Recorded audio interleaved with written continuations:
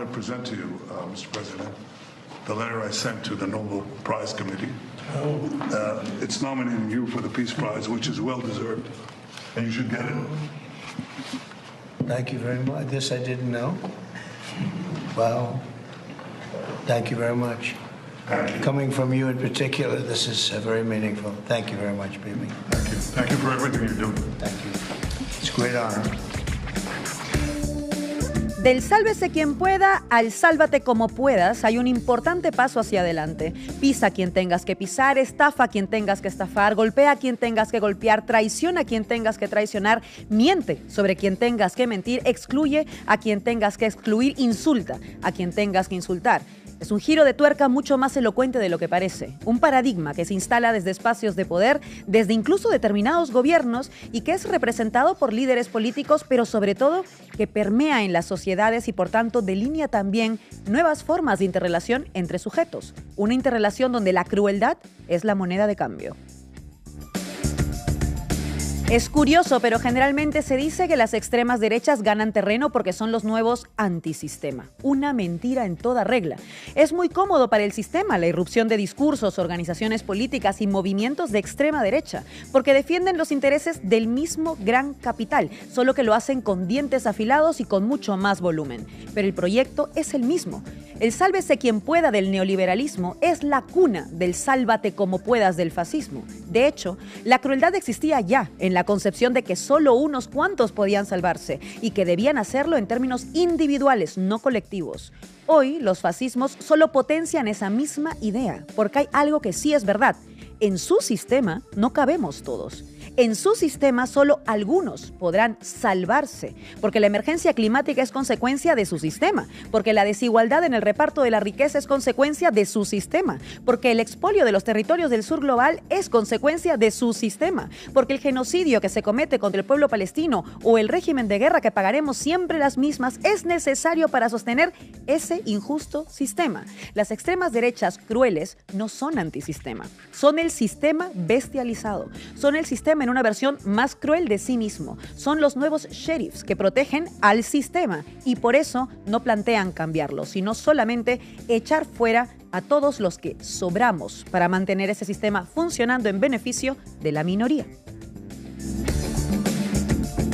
Por eso quieren sacar a gente del mapa, quieren echarla. Por eso supone mucho más que la intención de hacerlo. Hay que aplicar un método. Y ese método tiene que ser necesariamente cruel, porque ya no basta con decir que sobramos, hay que echarnos y para eso hay que justificarlo. Por eso primero deshumanizan, convierten a ciertos cuerpos en amenazas internas basándose en mentiras. Todo vale para construir un escenario donde temas más a tu vecino que está sufriendo este sistema exactamente igual que tú, que al que de verdad te está recortando tus derechos con su corrupción, con sus lobbies en favor de las empresas privadas, con su sumisión a los fondos buitre que te dejan sin vivienda, etc. El objetivo de la deshumanización es, por un lado, construir una amenaza para justificar la eliminación de esta amenaza, pero por otro lado hay un objetivo aún mayor: quebrar la colectividad y la conciencia de clase, hacerte creer que tienes más en común con el multimillonario Musk o el empresario fascista Trump que con tu vecino que como tú no puede pagar el alquiler, se llame Javier o se llame Mohamed. Por eso la crueldad es la vía. La crueldad es el método, porque ante un sistema que hace aguas y no garantiza la vida, ante la falta de certezas y respuestas en nuestra vida cotidiana, hay temor. Y ellos necesitan pulsar ese temor para volverte como ellos, para volverte bestia. Por eso Donald Trump separa a madres de sus hijos, aunque sean menores de 5 años, solo por ser migrantes. Y lo hace con saña, lo hace violentamente, pero eso sí, con las cámaras prendidas para que nadie se despiste. Por eso Javier Milei acosa públicamente a un niño autista de 12 años, activista por los derechos de las personas autistas. O por eso cierra el Instituto Nacional del Cáncer, porque es un siervo del sistema y quiere mantenerlo. Y para eso no propone cambiarlo, sino lo contrario, propone eliminar a quienes son incómodos y sobran en ese sistema desigual. Por eso también dice que a los zurdos nos van a venir a buscar, porque necesita envalentonar a sus huestes para que lo hagan. La crueldad es un motor potente en tiempos de incertidumbre. Por eso Vox quiere deportar a gente hasta con DNI español. Les da exactamente igual dónde naciste. Tienen que alimentar la idea de la amenaza interna y saben que la crueldad vende en tiempos de terror. Ellos han sembrado el terror para poder cosechar del terror y ahora quieren hacerlo. Por eso en Perú te pueden matar por protestar y ahora el Congreso ha aprobado una ley que amnistía precisamente a los violadores de derechos humanos, porque necesitan garantizar que matar te salga relativamente gratis. La crueldad paga. Por eso Netanyahu ordena asesinar a palestinos mientras esperan en las filas por conseguir ayuda humanitaria. Porque el mensaje es para todos los palestinos: muérete en silencio, porque si intentas sobrevivir te mataremos igual. Y por eso también propone al fascista Trump como Premio Nobel de la Paz, porque necesitan que la crueldad sea el nuevo orden. Lo hemos llamado alguna vez aquí bestialización del capitalismo. ¿Y qué son las bestias si no crueles? En su sistema no cabemos todos, pero en lugar de cuestionar ese sistema para cambiarlo, lo que proponen es echar, ya sea físicamente, como en el caso de los migrantes, o con asesinatos racistas, limpiezas étnicas, genocidio o guerra, a quienes sobran. El proyecto es el fascismo y la crueldad es su lenguaje. Y en un sistema que deja fuera diariamente a millones de personas sumidas en la pobreza, o que no cuentan con derechos, o que no pueden vivir dignamente y que por tanto viven inseguridad vital todos los días, estos sujetos te ofrecen que al menos tú, si te vuelves cruel como ellos, puedas sobrevivir. Y así la crueldad se convierte en un nuevo valor. Y así la crueldad se pone de moda. Hoy en La Base Comanche hablamos de la crueldad como forma de gobierno, como forma de hacer política, como paradigma de interrelación social que se potencia en estos tiempos. Y lo hacemos considerando los caldos de cultivo de estos discursos que buscan lograr que ser malo, ser cruel, ser villano esté de moda. Bienvenidos y bienvenidas. La Base Comanche. Bienvenidos y bienvenidas a La Base Comanche. Hoy, como decíamos, hablamos de la crueldad y de cómo esa crueldad está de moda. Pablo Hurtado, ¿qué nos traes? Buenas tardes, Laura. Pues hoy hablamos y analizamos qué se esconde detrás de esa crueldad, que aunque nos la intentan vender muchas veces como un simple rasgo de la personalidad de algunos líderes, hay mucho más. Me interesa eso, porque a veces caemos en ese discurso fácil. Raúl Sánchez Cedillo, cuéntanos tú. ¿Qué tal, Laura? Pues vamos a ver cómo esa industria de la crueldad y del sadismo pues es una invención moderna y es fundamental para que las políticas de la crueldad se puedan convertir en políticas de masas. Y además hoy contaremos en la mesa de análisis Comanche con Lucy Caballero, activista, feminista argentina que está ahí poniendo el cuerpo. Arrancamos. La base de datos. Dale, Pablo. Vamos. Por muy extravagantes que puedan parecernos a veces a priori figuras como Donald Trump, Javier Milei, Nayib Bukele o el genocida Benjamin Netanyahu, lo cierto es que son mucho más. Y ojo, que nos lo presenten así no es casual. La definición de extravagante se refiere a algo que se sale de la norma, que se sale de lo común. ¿Representa a Trump un accidente de la historia, una ruptura de la norma, o por el contrario es precisamente la expresión de una nueva norma?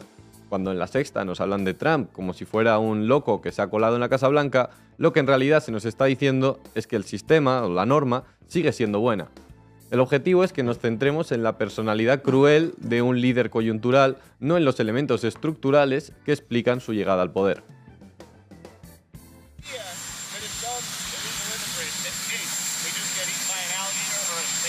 I guess that's the concept. This is not a nice business.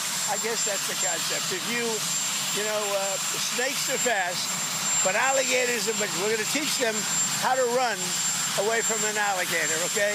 If they escape prison. How to run away. Don't run in a straight line. Run like this. And you know what? Your chances go up about 1%, okay? Not a good thing. Bueno, está claro que no descubrimos nada a nadie si afirmamos que esa crueldad existe sin duda, pero ¿por qué ganan estos tipos? El académico estadounidense-canadiense Henry Giroux lleva años estudiando el concepto y nos da una pista. La crueldad parece ser el principio organizador central de la política de hoy en día. ¿Por qué la crueldad, a priori un defecto que cualquiera trataría de ocultar, se ha convertido en una virtud, o mejor dicho incluso en un capital político rentabilizable? Para hablar del triunfo de la crueldad tenemos que hablar necesariamente de una cultura de la crueldad, en la que valores como la ternura, la sensibilidad o la empatía pierden su significado positivo, porque en un mundo preso del individualismo más radical, la capacidad de preocuparse por el otro ya no es una virtud, sino una debilidad. Y es precisamente a través de ese individualismo que la cultura de la crueldad prospera, porque el individualismo es el caldo de cultivo perfecto para la instauración del miedo que legitima la crueldad. El éxito de las ultraderechas actuales está, en este caso, en el reemplazo de las responsabilidades compartidas por miedos compartidos. La responsabilidad compartida es empatía, sentido de lo colectivo. Los miedos compartidos, en cambio, entendidos bajo una óptica individualista, son la excusa perfecta para el autoritarismo hasta el punto de justificar la crueldad como parte necesaria de una solución. No hay mejor ejemplo que el video subido por los propios canales oficiales de la Casa Blanca bajo el título ASMR, vuelo de deportación de ilegales.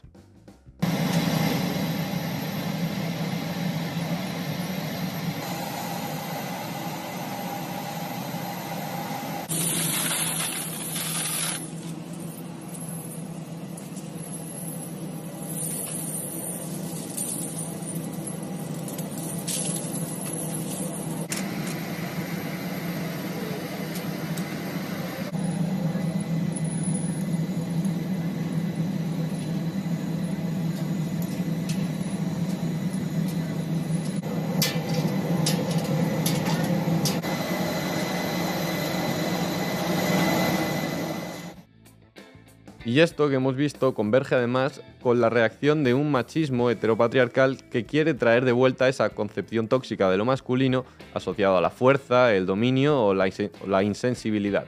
Cuando Milei o Trump se muestran deliberadamente insensibles, saben que al otro lado de la pantalla hay un votante demandando precisamente eso, esa cultura de la crueldad atravesada por el machismo reaccionario y el individualismo neoliberal en su versión más ultra, es un ataque frontal a la democracia.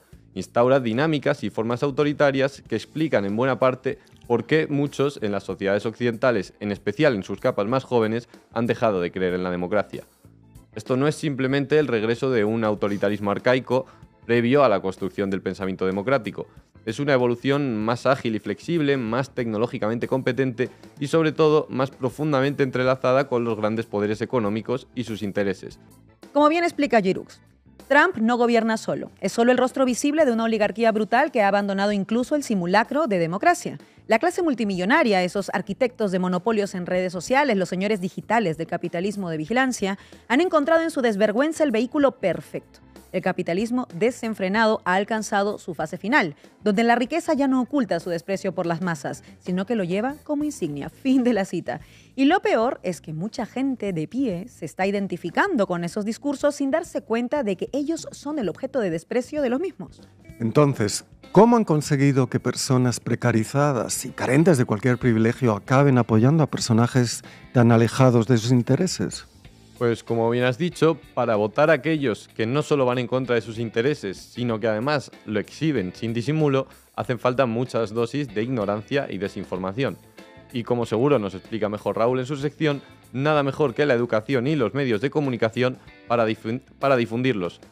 Por otro lado, la escritora estadounidense Susan Sontag nos puede ayudar con lo que bautizó como fascismo fascinante. Esto sería una forma de poder que se alimenta de gestos de provocación, glorifica la autoridad desmedida, se deleita en el placer de la humillación y expresa un desprecio abierto por todo lo que es reflexivo, crítico y pluralista. Esto no es solo una actuación política, es el espectáculo de la dominación, una dominación que se canaliza por vías de entretenimiento e ideología, es decir, por vías culturales. Por eso, en esta estética fascista, el poder no solo se ejerce, se ostenta, se exhibe grotescamente y se enfatiza la licencia que otorga para ser cruel. De ahí se explica que el espectáculo del teatro político se haya convertido en piedra angular de la estrategia y la comunicación trumpista. Para Giroux es mucho más que una simple pornografía del poder. Es un espectáculo excremental, una celebración de la miseria, la violencia y la muerte misma. Muchas gracias, Pablo. Lo que sucedió, Silencio, que había Delgado. muertos en todas partes, en las casas, en los hospitales, en las residencias, todo colapsado. ¿Y sabe lo que sucedía también? Que mucha gente mayor, cuando iba a las residencias, a los hospitales, también fallecía. Porque cuando una persona está gravemente enferma, cuando una persona mayor está gravemente enferma con el COVID, con la carga viral que había entonces, no se salvaba en ningún sitio. La Cruel Ayuso. Raúl Sánchez Cedillo, dale. ¿Qué tal, Laura? Arrancamos. Titulares al banquillo.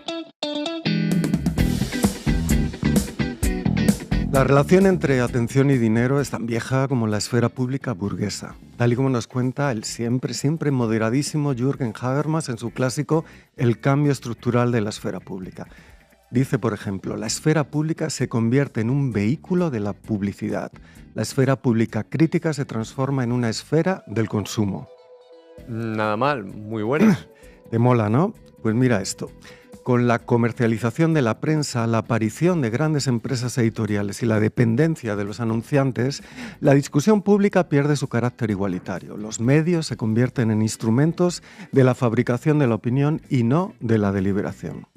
Bueno, esta ya es el colmo. Es el copón bendito. El joven Habermas ya se ciscaba en la sagrada familia del llamado cuarto poder. Vamos, que llevamos más de 3 siglos siendo el conejo de Indias de los fabricantes de opinión, sus sicarios y sus clientes. 3 siglos con sus honrosas excepciones libertarias y revolucionarias, populares y anticapitalistas. Pero para el tema que nos ocupa hoy, ¿por qué venden el fascismo, el racismo, la crueldad y el sadismo? ¿Quién los consume? ¿Quién los fabrica? ¿Quién los paga? Raúl, ¿no irás a empezar ahora con aquella cita de Lou Reed que siempre repites que los periodistas son la forma de vida más ínfima? No, quita. No quiero comprometer ni a este equipo ni a este canal con semejante afirmación, así que me la quedo para mis convicciones personales y solo personales. A lo que voy es a que, mirando hacia atrás, nos damos cuenta de que tanto fascismos como racismos contemporáneos no se pueden entender sin el papel fundador de las narraciones mediáticas.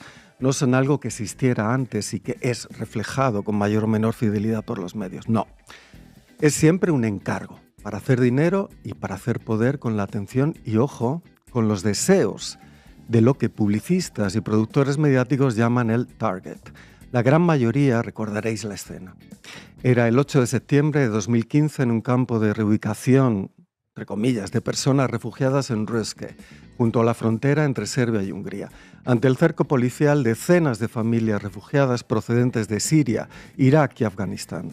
De repente vemos como una reportera, cámara al hombro, pone la zancadilla a un hombre que lleva a su hijo en brazos, mientras no deja de filmar. El padre se llamaba Osama Abdul Mohsen, era entrenador de fútbol en la primera división siria y pudo llegar a Madrid con estatuto de refugiado y dedicarse a su profesión, no sin dificultades. La periodista agresora se llama Petra Laszlo y trabajaba para una televisión de derechas húngara que tomó la sabia decisión de despedirla, sin duda por el escándalo mundial que provocó la viralización de esas imágenes. ¿Por qué lo hizo? ¿Por qué quiso hacer daño a ese padre y a su hijo? La primera respuesta que nos viene a la cabeza, pues porque es una persona racista. De acuerdo, pero se trata de explicar por qué manifestó su racismo en ese preciso momento. Y ahí es donde nos atrevemos a decir por el placer de la crueldad, por la manifestación del goce sádico colectivo que estaban practicando ella y buena parte de los policías y demás agentes estatales que estaban convirtiendo en seres no humanos a las familias que huían de la guerra, el encierro y la deportación. Todos los racistas, salvo unos pocos, dicen que no lo son.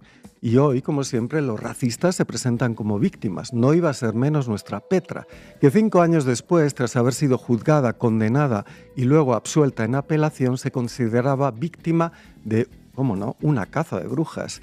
En la noticia del derechista al español se leía lo siguiente. Siento lo ocurrido, se ha disculpado Laszlo en una carta dirigida a los medios locales húngaros. Estoy en estado de shock por lo que hice y por lo que están haciendo conmigo. La reportera ha asegurado que cuando vio que cientos de refugiados se dirigían hacia ella corriendo, entró en pánico. También recuerda que también es madre y lamenta que el destino la llevara hasta una niña. Me veo en las grabaciones como si no fuera yo, asegura. Aún así, Petra Laszlo cree que se está creando contra ella una caza de brujas política y que incluso ha recibido amenazas de muerte. No soy racista, asegura. Solo soy una mujer sin trabajo que tomó una decisión equivocada. Ay, pobres racistas, con ellos se toma siempre la parte por todo, la anécdota por la esencia, el error por la definición de la persona. Son el verdadero chivo expiatorio. Cuánta razón y honestidad en tus palabras, Laura. Sí. Todas tenemos un amigo, una amiga racista a la que le ha pasado eso. Y nadie hace nada, salvo la aplastante mayoría de los medios y los partidos de derechas, fascistas y rojipardos. Salvo esas buenas personas, justo Pablo, que además hacen dinero y cobran poder y dominio gracias a esa labor, que consiste precisamente en ese doble efecto, siempre inseparable. La satisfacción del placer sádico y cruel y la disculpa y justificación de haber incurrido en el mismo. Tendemos a pensar que la industria mediática y política de la crueldad y el sadismo es algo reciente, es algo que inventaron los nazis, pero no es cierto. La historia del racismo moderno como sadismo de masas es un invento estadounidense. El peligro amarillo que popularizaron los diarios del grupo de Randall Hearst es el equivalente del racismo antichino que hoy encabeza Donald Trump. Desde entonces no hay pogromos sin prensa que los organice y los disculpe. Minderheit war, die sich in dieser Weise anmaßte, ein großes, geduldiges Volk zu terrorisieren. Auf 1000 Deutsche kamen etwa 10 Juden, oder besser gesagt, auf 1000 uneinige, einander bekämpfende Deutsche kamen 10 Juden, die sich bei aller echten oder gespielten Konkurrenz immer über ihr Hauptziel einig waren, gemeinsame Ausbeutung der Deutschen. Nun drängte es die geschäftstüchtigen Juden natürlich in die Großstädte. 3/4 aller Juden lebten in der Großstadt. Aber nicht, um dort in den Fabriken zu arbeiten. Das überließen sie den Deutschen. Auf 1000 Berliner Arbeiter kamen nur 2 Juden. Esa es la escuela en que aprendieron los propagandistas nazis, aquella de Randall Hearst. Ya lo hicieron en la época del audiovisual. Racializar grupos humanos, deshumanizarlos, atribuirles la causa de la opresión y la infelicidad de las clases populares nacionales, incitar al acto sádico y al placer correspondiente y justificarlo y sancionarlo como un deber y un acto benéfico para la comunidad racista, incluso como programación estatal de un genocidio industrial. Desde entonces, el genocidio es también una industria audiovisual y mediática, una empresa que da tanto dinero como poder político. El sionismo más consecuente de Jabotinsky a Netanyahu solo reprocha a los nazis su antisemitismo, no sus métodos ni sus objetivos. Que los descendientes de las víctimas de persecución y genocidio se conviertan más tarde en los perpetradores de persecución solo puede sorprender a quienes no quieran perder ni un minuto estudiando la historia del colonialismo y en particular de lo que el historiador Patrick Wolf ha llamado el colonialismo de asentamientos, que conlleva siempre limpieza étnica y genocidio de las poblaciones nativas. Por eso solo los hipócritas, los antisemitas vergonzantes y los nazis, pero solo en la intimidad, se rasgan las vestiduras cuando se denuncia que lo que Norman Finkelstein denominó la industria del holocausto venga acompañada necesariamente de una industria audiovisual del genocidio, que se sirve afanosamente de las técnicas y las narrativas nazis, esta vez aplicadas sobre las personas palestinas, en particular desde el inicio de la campaña israelí de exterminio de la población gazatí tras el 7 de octubre de 2023. Así que hoy, cuando vemos las campañas de Vox o de Roberto Vaquero contra los menores no acompañados o contra las personas musulmanas, tenemos que volver a esa política del deseo sádico y cruel que los estados coloniales europeos y sus operadores mediáticos y políticos siempre han propuesto a las clases medias y a las clases trabajadoras blancas como algo que con Freud podemos llamar una satisfacción sustitutiva de los deseos no socialmente aceptados. Pero recordemos también que Wilhelm Reich, autor de la psicología de masas del fascismo, habla de que, comillas, la satisfacción sustitutoria no solo implica insatisfacción, sino también adaptación a estructuras autoritarias. Fin de la cita.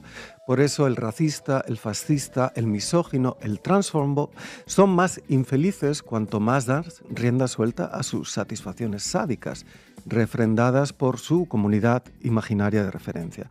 De nuevo, con Wilhelm Reich, recordemos que lo que él denomina el hombre menudo no obedece, cita, por convicción, sino por carácter.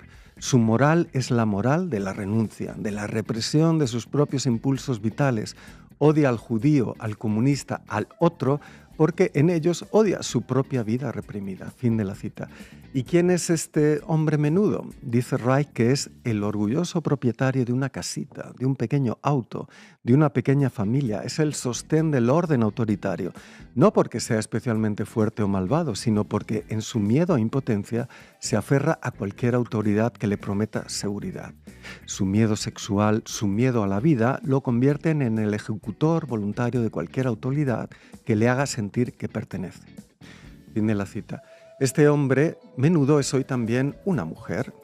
Y este hombre y esta mujer tienen todo que perder con el capitalismo rentista y de guerra. Y sin embargo, no osan desear contra quienes les oprimen. De nuevo citamos a Reich.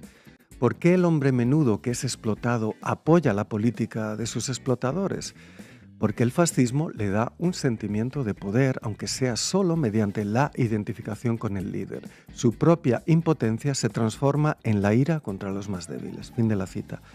Sí, lo que intuimos siempre es cierto. El racista, el misógino, el transfobo es un frustrado que ama su propia opresión porque es incapaz de conocer otras formas de deseo y de placer que no pasen por el sadismo y la crueldad sustitutoria que reciben y dan.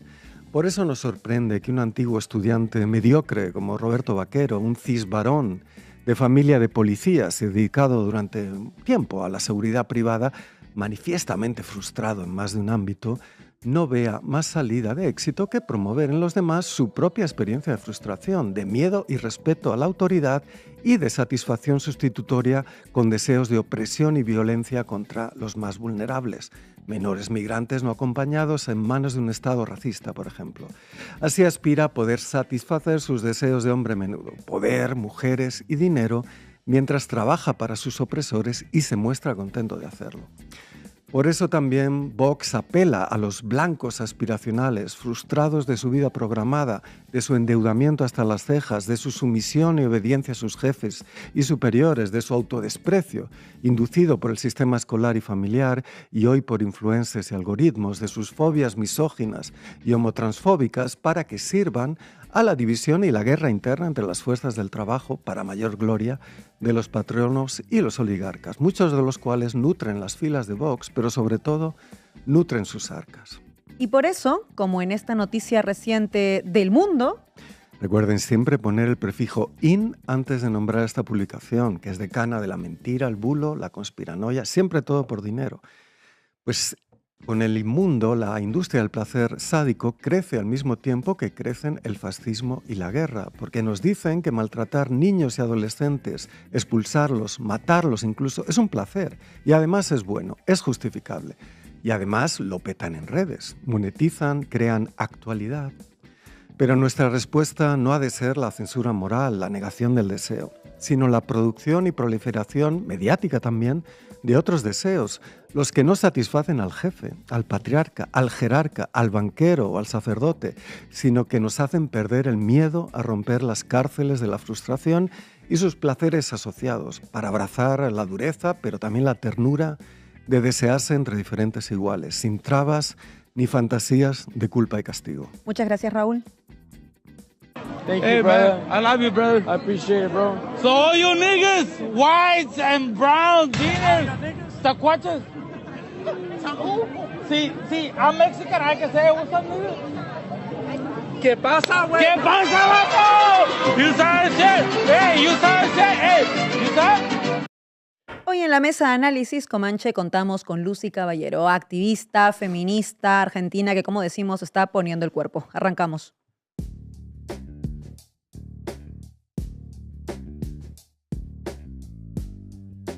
Lucy, bienvenida. Muchas gracias por estar con nosotras aquí en Base Comanche. Hemos estado hablando de esa crueldad que parece que está de moda desde diferentes perspectivas. Tú estás en la Argentina, conoces esa crueldad, además particularmente en Casa Rosada, y yo te iba a dar una pregunta un poco amplia, pero me interesa mucho tener tu reflexión al respecto, y es, ¿cómo vincularías de alguna forma ese neoliberalismo salvaje con la crueldad que estamos viendo ahora como ejercicio del poder, pero también como una forma de hacer política? Bueno, yo creo que ahí diste en una vinculación clave, ¿no? Creo que para pensar por qué hoy esta crueldad, este exhibicionismo de la crueldad tiene una efectividad política, hay que pensar en un mediano o largo plazo de la aplicación sistemática de políticas neoliberales, ¿no? Que produjeron mutaciones y cambios subjetivos en la población que hacen que hoy la crueldad, la exhibición de la crueldad sean una herramienta de gobernabilidad para estos regímenes de ultraderecha como el que estamos viviendo en Argentina. Nosotras tomamos como metodología para pensar la funcionalidad política de esa crueldad el antifeminismo de Estado, ¿no? La utilización del Estado para promover discursos de odio. Nosotras decimos que los femicidios, los travesticidios, los lesbicidios esparcen, hacen proliferar la idea de un poder absoluto a nivel de la cotidianeidad. No es necesario tener un poder institucional, no es necesario ser un gran hombre de Estado para poder ejercer ese poder de matar, ese poder de ejercer un odio. Y por eso mismo ese acceso al poder deviene tan atractivo entre pares. Milei reivindica de modo siniestro y efectivo un poder brutal de los que no tienen poder, los que no serían la casta. Libera un modo de ejercicio del poder que nosotras caracterizamos como un pasaje al acto de los discursos de odio emitido para el Estado. Esto tiene que ver con la proliferación de un resentimiento que ordena y que conduce el odio y que produce un lugar legítimo de odio. Pero ¿por qué funciona? ¿No? Funciona como un capital individual desde el cual posicionarse para mucha gente, marcar una diferencia, poder denunciar al otro, canalizar una economía emprendedurista, ¿no? Del odio. Por eso es casi que lo que propone Milei es mejor odiar que ser víctima, mejor sentir placer en destruir que verse destruido. La diferencia odiante resulta un lugar activo.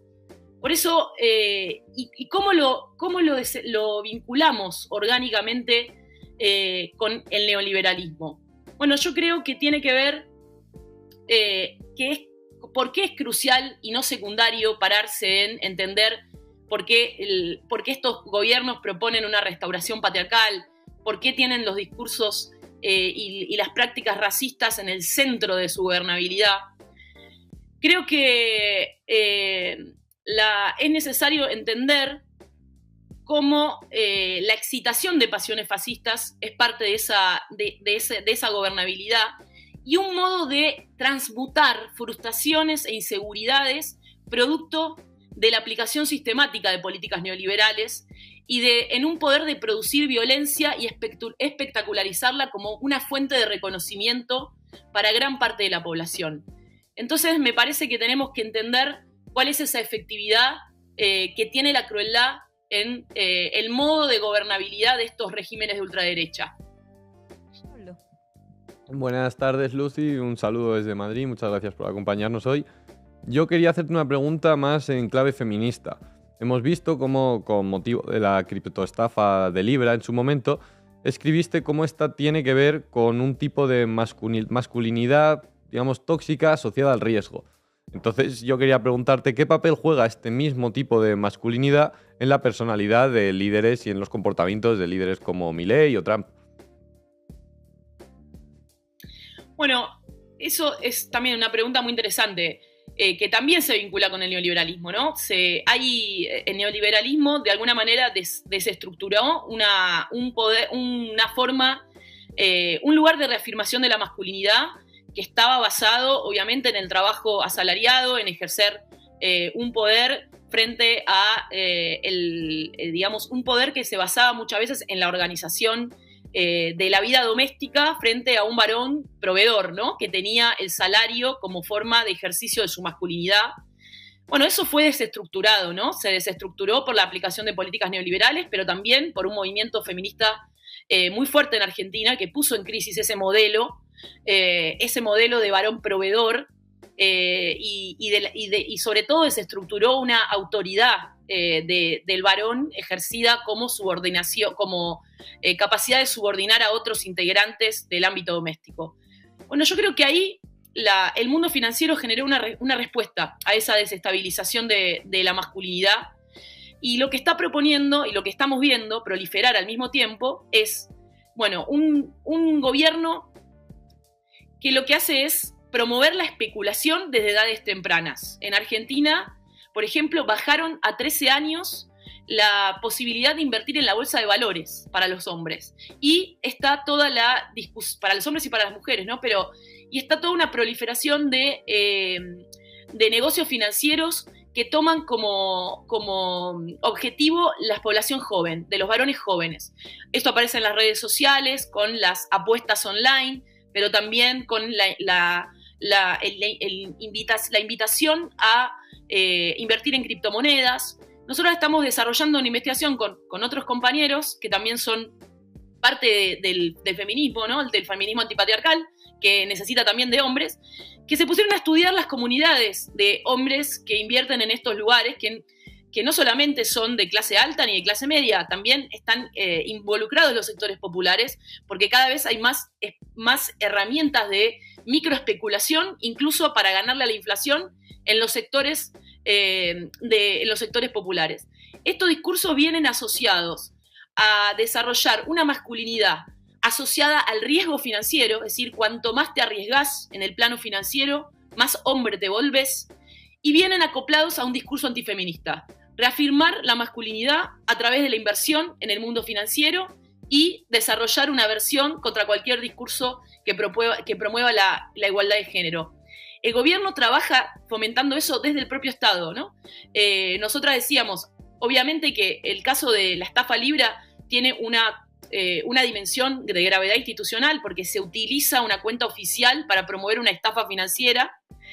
También desarmando esa idea de las tecnoutopías financieras que dicen que no dependen del Estado, porque cada vez este mundo financiero se está metiendo en la captura del Estado para promover las propias herramientas financieras. Lo vemos también en el caso de Trump, que tiene su criptomoneda. Al mismo tiempo esto interpela a una parte muy grande de la población, particularmente focalizada en los varones jóvenes, que están desarrollando frente a esta crisis de la masculinidad, bueno, una especie de entrenamiento en la especulación financiera asociada al riesgo y al antifeminismo.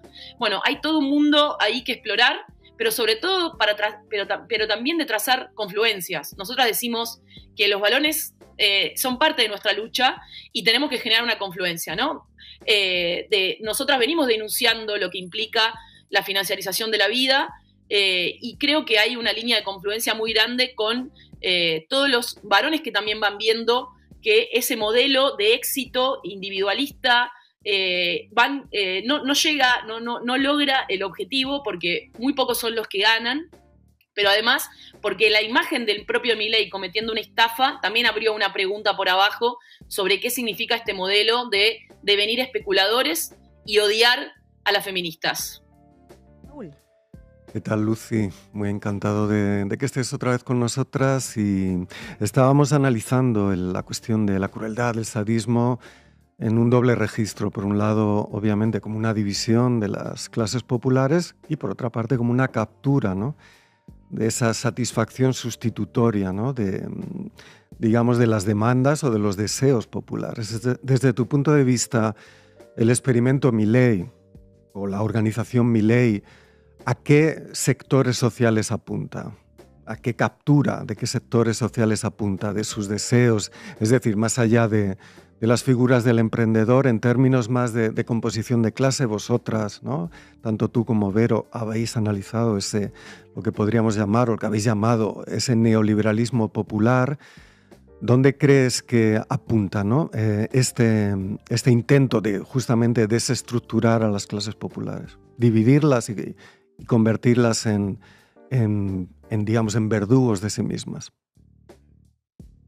Bueno, es interesante porque el voto a Milei, digamos, fue en su momento muy discutido, porque no es, acá en Argentina hay una forma de llamar a las personas o al voto antiperonista histórico, es decir, el voto que vota contra los proyectos populares, progresistas, que es, bueno, se dice votos gorilas, ¿no?, que en general son votos concentrados en la clase media alta, en los sectores ligados al agronegocio, por supuesto a los sectores del poder económico concentrado. Sin embargo, el voto a Milei es un voto policlasista. En ese sentido, reemplaza lo que históricamente fue el peronismo, ¿no?